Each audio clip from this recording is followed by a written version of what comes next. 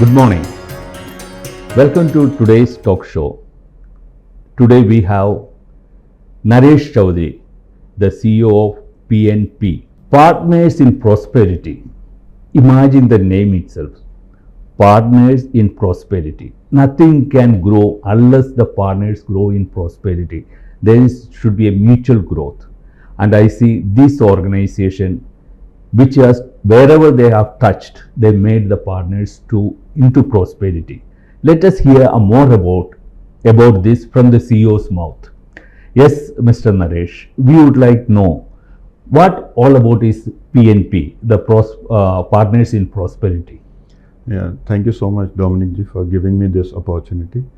Partners in Prosperity, I would say, a mission which was started exactly 25 years ago in 1998. And the simple core objective was to elevate the poverty. That's how we started. But few years later, we realized that poverty and climate change are interlinked. And why we realized there are certain data behind it. While working with the marginalized community, especially the farmers, in India, we have lost close to 42% of the agriculture land. Out of 347 million hectare of total agriculture land, 147 million is now acidic, alkaline or saline. So no more agriculture is possible there. And if you look at the data, every day we are losing few meters of agriculture land.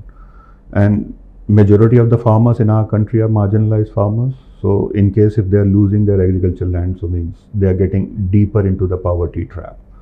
So these sort of connections, and water tables, we all know how it's getting depleted. So all these indicators were good enough for us to took a conscious decision that okay, we need to work on the climate mitigation as well, and because they are interlinked and we can't address them as a standalone issue. Firstly, when we went to the farmers, I would like to emphasize this, that nothing was designed or drafted in an AC room. So as and when we were there on field with the farmers, we got to know something. We went back to the drawing board and then we realized that okay, how we are going to counter this, and then the counter strategies came up. So I would say in a nutshell that the movement that we have or the campaigns that we have, they are by the farmers, with the farmers and for the farmers. And Partners in Prosperity is playing just the role of a facilitator. Okay, Mr. Naresh, I would like to know which are the areas of your focus? As I mentioned, I give you an example. Like when we started in one of the project, the mandate was to come up with the organic basmati rice. Okay. So that was the initial mandate given to us by one of the funder. So when we reached out to some of the farmers in northern India, conventional farming is something which is going on everywhere. And ages upon ages is the farmer. There is no proper guidance or education for the farmers. They learnt it from their fathers from their forefathers. So there is a certain mindset. So when we approached them, we said, look, we have got an offer wherein if you try this in organic, then you may get a higher rates. But that was not enough for them because it was an age-old practice. And we strongly believe that mind is like a parachute. It works only when it is open. So that's how we made up some strategies that how we are going to change it. In the initial 2 years, we hardly got any support from the farmers. Then we thought, okay, maybe 2 or 3 progressive farmers who showed some interest. We said, okay, let's do a demo. And we were quite sure that it would create a snowball effect. So with those 2 farmers in some very interior communities, we set up our demo projects. So entire SOPs, how they are going to transit from conventional to organic, how the certification will happen. And in the meanwhile, when the first harvest happened and they sold it at such on a better price, so it created that snowball effect in the community. It was on basmati rice? Basmati, organic basmati. So many more farmers came forward. They said, oh, our neighbor has got this much of amount. Why not us? We said, we came to you. We told you about this entire project. You said no. So a big chunk of community came forward, and then we were very aware of that how we are going to take them on board. So the step was to create the FPOs and then get them registered into the fair trade. so that they can get Okay, a you much. did it with fair trade also. Yes, Oh, fantastic. actually, we have got a sourcing partner in India, NBF, Nature Biofood. Mm. So they are the one responsible for sourcing and giving seeds to the farmers and even buying their product. So jointly we did this exercise, got them registered in FPOs and then the fair trade registration also. So within 3 years, when they got the proper certification, because you need that initial 3 years to transit from conventional to organic, then there was no stopping for them. And Now, I just want to interpret. See, when you talk about organic, what we always understand that in organic we enter in, there is a slow in the productivity. Growth will be very less.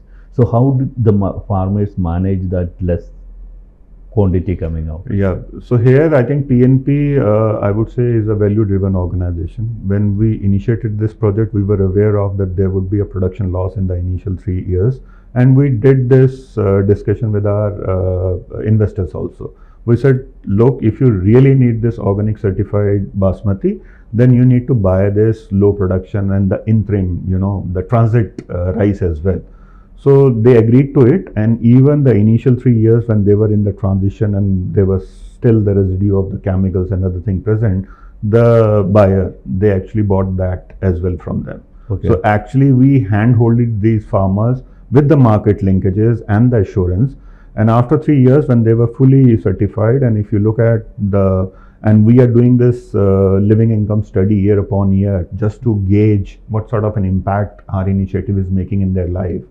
So I would say that the returns that they are getting as compared to the conventional farmer is much higher. Yeah. And then this supply chain is on for the last 11 years. Okay. And while working with these farmers after setting up this value chain, then we realized, then what about the second generation? Okay. That was an important component for us. Nobody is talking about it. Even if you go to the schools and look at our education system, we talk about doctors.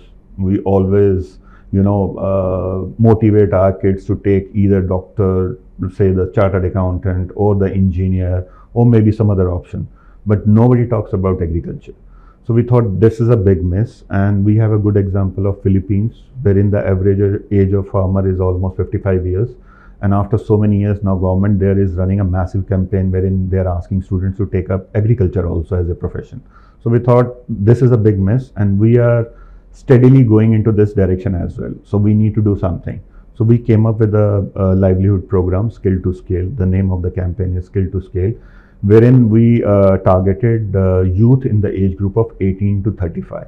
And then agriculture based trainings. It could be mushroom cultivation, it could be seed processing, nursery management, hydroponics, likewise. So there is a series of verticals on which we are training this youth from 18 to 35. And I can share one interesting stories also.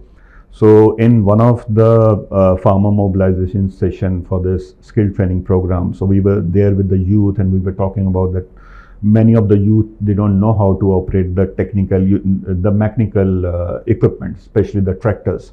So we thought maybe we'll run this training course for a month, and then we'll help the youth to attain the driving license also.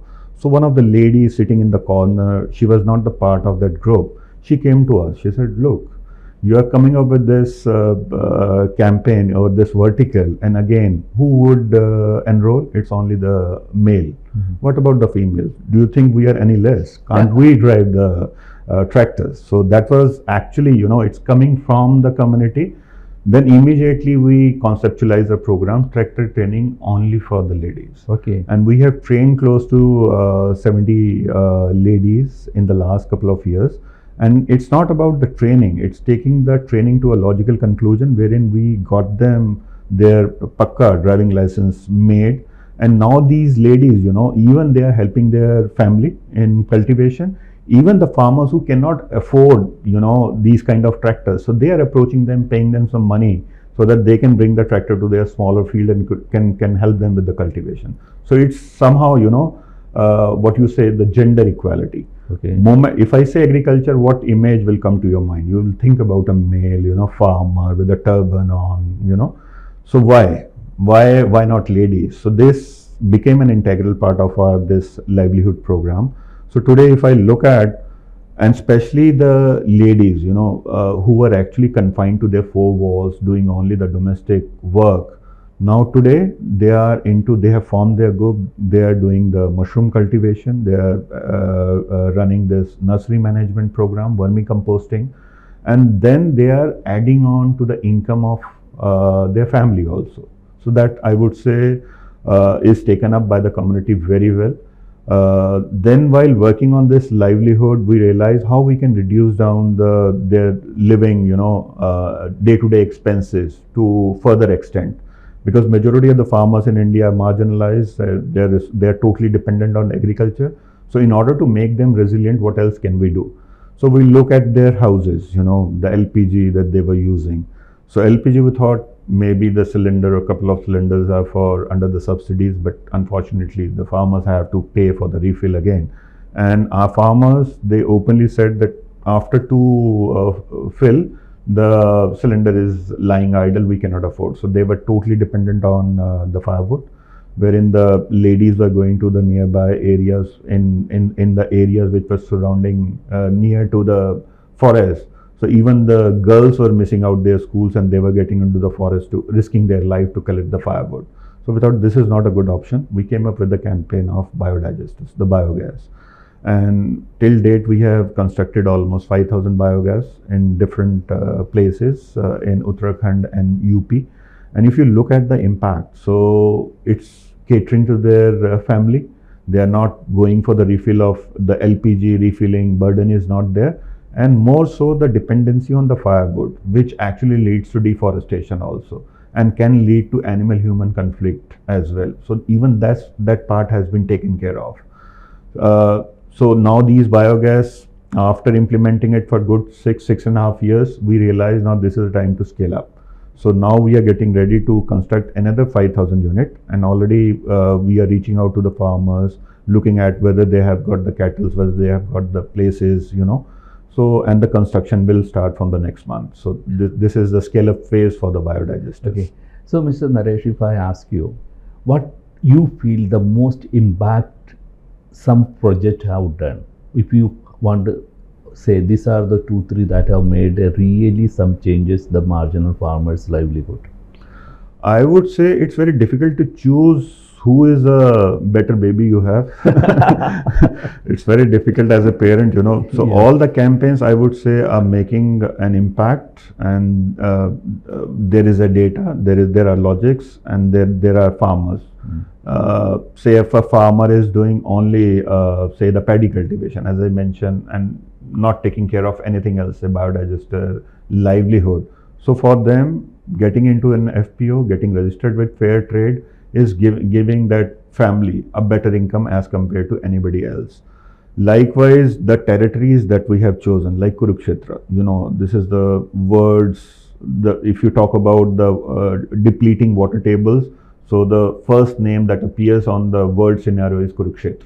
So deliberately we have chosen Kurukshetra, wherein we have reached out to the farmers that how we can help them, coming out of the underground water issues.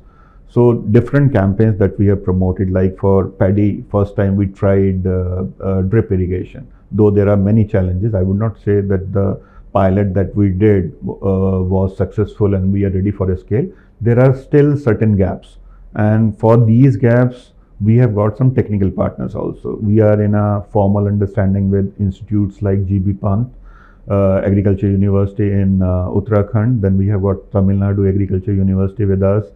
UP, Acharya Narayan Dev Agriculture Institute, we are into a formal tie-up. Indian Rice Institute, we are into a formal understanding. So these people are actually providing us the technical support.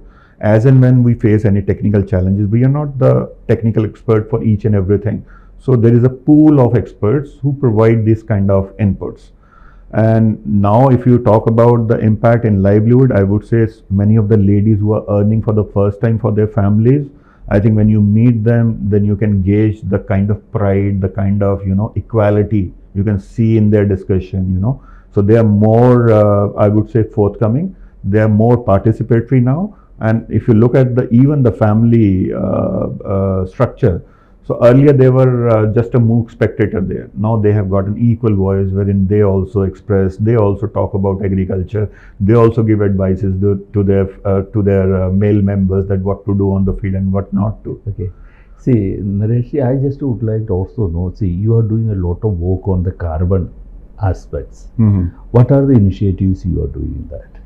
I would say in the development sector, we are amongst the first one who initiated a carbon finance project about 6.5 years ago. That was on biodigester, registered under the gold standard, when no other development organization, means as I mentioned, amongst the top organization, we initiated this biodigester. So after running it for 6.5 years, we delivered in terms of, say, the maintenance, in terms of running those plants, in terms of the beneficiaries buy-in. So everything is totally successful, wherein we are gearing up for the second phase of new construction.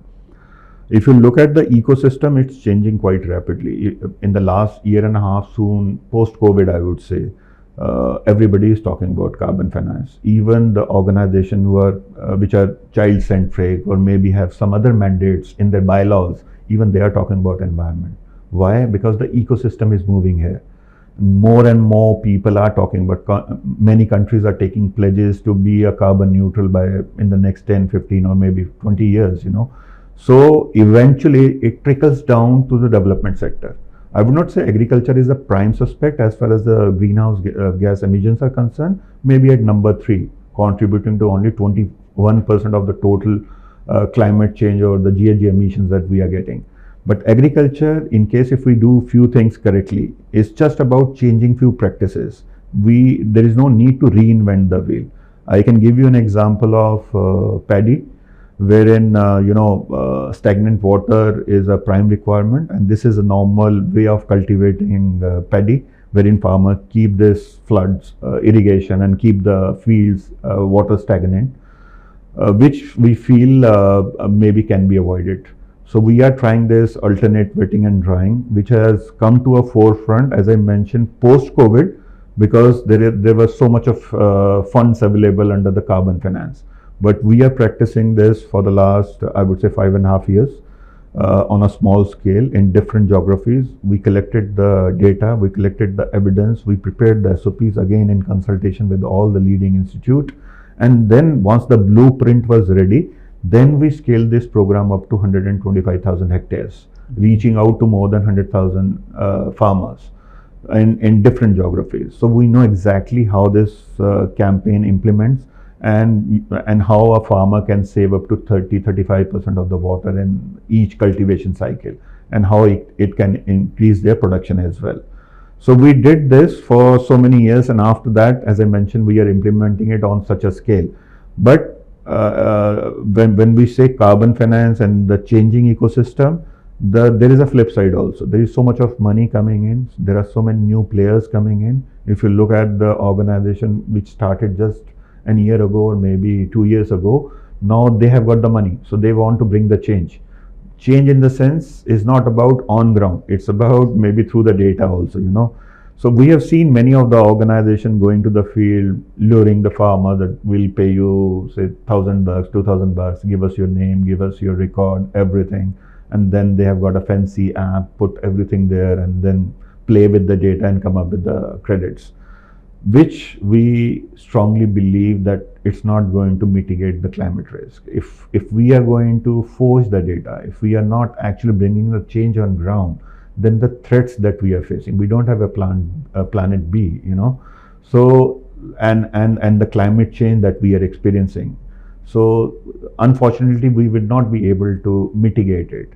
In our case, many of the people have approached us looking at the bandwidth that we have, looking at the way we work. And they came up with a big amount of money that, okay, why don't you implement it? We'll pay you this much. We said, if we are not doing justice on ground, for example, AWD, if we are not saving water on ground, then what is the point in getting those money, So we are not a corporate house. We started this organization with a mandate. So if you are not doing justice on ground, then what is the point? Same goes for the other carbon finance project also, whether it's biodigester, plantation, mangroves. So there are so many things. But we are very clear if we are not bringing a change on ground. And I tell you another example, the classic example, or the flip side of carbon finance. When they go to the farmer, say, okay, we'll pay you 1,000, 2,000 bucks after the cultivation, and then they pay, say, 1,000 rupees or 2,000 rupees to the farmer. In one of the group discussion, farmer consultation, many of the ladies came to us. They said, once you pay our husband or maybe brother this amount, 2,000 rupees or 1,000 rupees, they end up spending this amount on drinks, and then they come back to home and they get into this domestic violence, abuse, and whatnot. So this is not the ideal way. Even if you want to motivate the farmers, for this we have got a proper plan that how we are going to do it. As I mentioned, our vision is, or the approach is, with the farmer, by the farmer, and for the farmer, wherein we play the role of a facilitator. In our carbon finance project, we are not going individually saying, okay, take this money and do this.